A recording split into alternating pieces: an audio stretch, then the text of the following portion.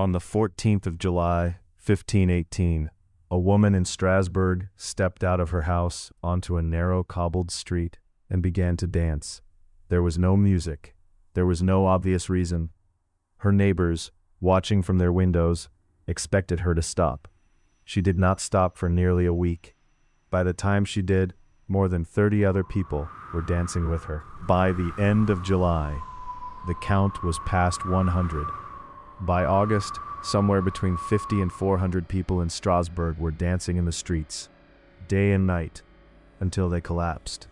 Some, according to some accounts, danced until they died. The city council tried two completely opposite responses.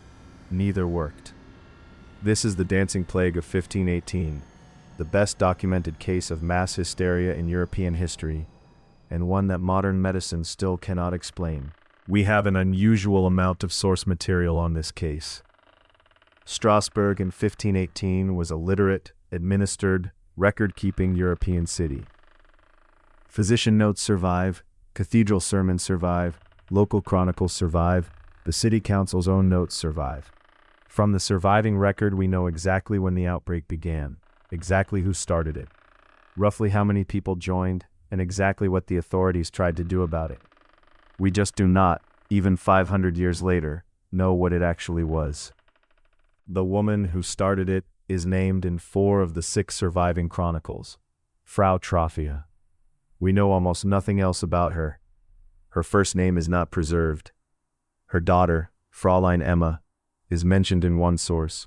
She lived in a half-timbered house on a side street in the center of Strasbourg. According to Ned Pennant-Ria's modern reading of the sources, she simply, in the chronicler's words, began to dance. She danced through that day and the next, and into the next week. She stopped only to sleep, briefly, before resuming.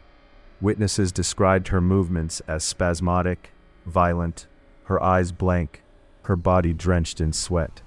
By the 3rd day, others on her street had begun to mimic her movements. Within a week, the chronicles agree, more than 36 people were dancing alongside her, including her own husband. By the start of August, the count was past 100. The descriptions in the chronicles are clinical and disturbing in the same sentence. Dancers' arms and legs flailed without rhythm. Their feet swelled.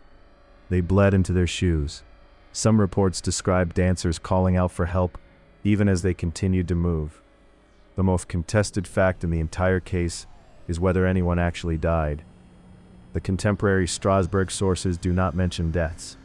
Later sources, written decades after the fact, claim figures as high as 15 per day at the peak. The city physicians were summoned. They proposed with the medical authority of 1518 that the problem was hot blood. According to the dominant medical theory of the period, an excess of heat in the body caused uncontrolled movement, and the cure for uncontrolled movement was to allow the body to dance the excess heat out. The dancers, in this view, needed to keep dancing until the affliction passed. The city council adopted the physician's recommendation. What happened next is the part of the case that, if it were fiction, would be discarded as implausible. The Strasbourg City Council, attempting to cure the dancing by allowing it, hired professional musicians to play for the dancers.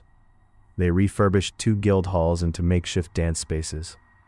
They hired strongmen whose only job was to hold up the dancers when they collapsed and keep them upright so they could continue. They were in good faith, trying to help. The strategy backfired. Watching organized, council-sponsored dancing in the guild halls did not draw the affliction out.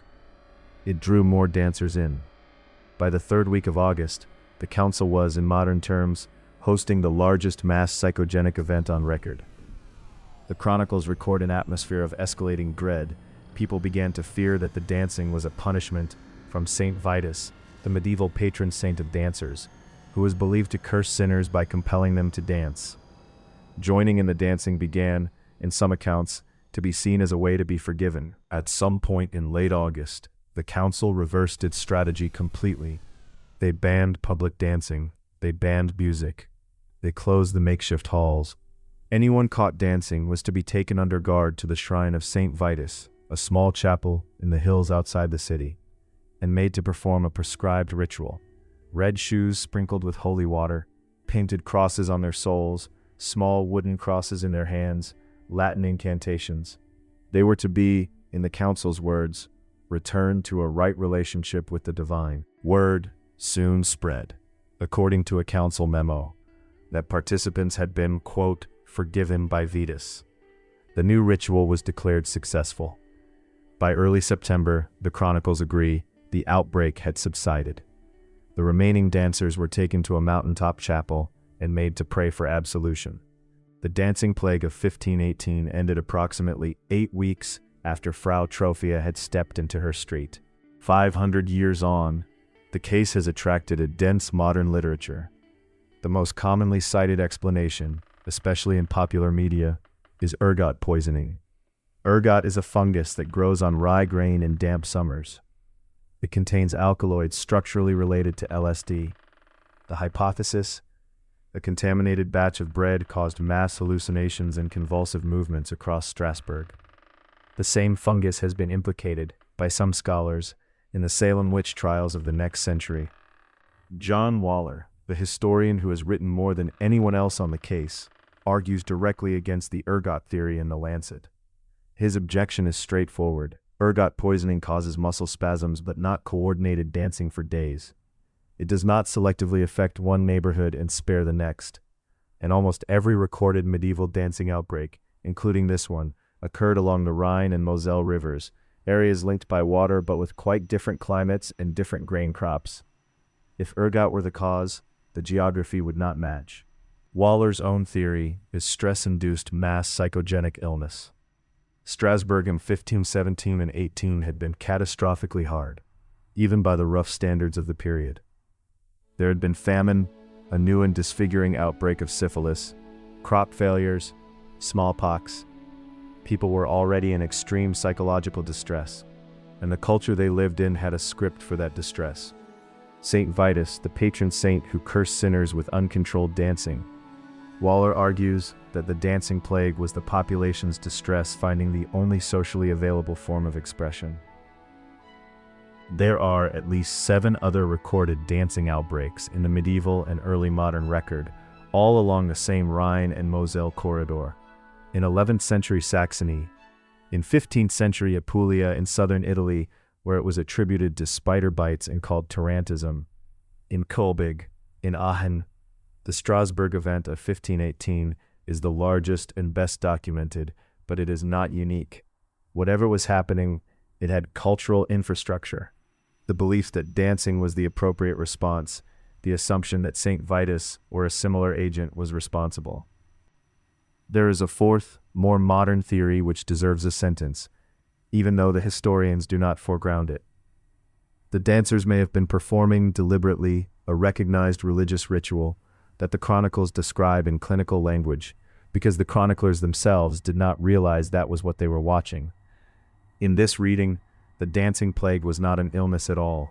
It was an organized, anti-authority, religious procession that the city government misread, escalated by their own counter-response, and ultimately ended by absorbing into a sanctioned religious framework.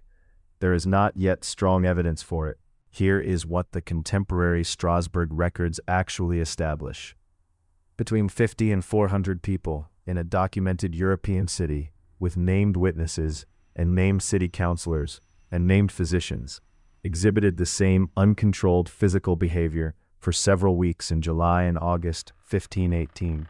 The city's institutional response was first to encourage the behavior and then to forbid it. Both interventions are exceptionally well documented. The dancing began, the dancing escalated, the dancing ended. What the contemporary records do not establish, despite 5 centuries of subsequent argument, is a cause. The ergot theory contradicts the geography.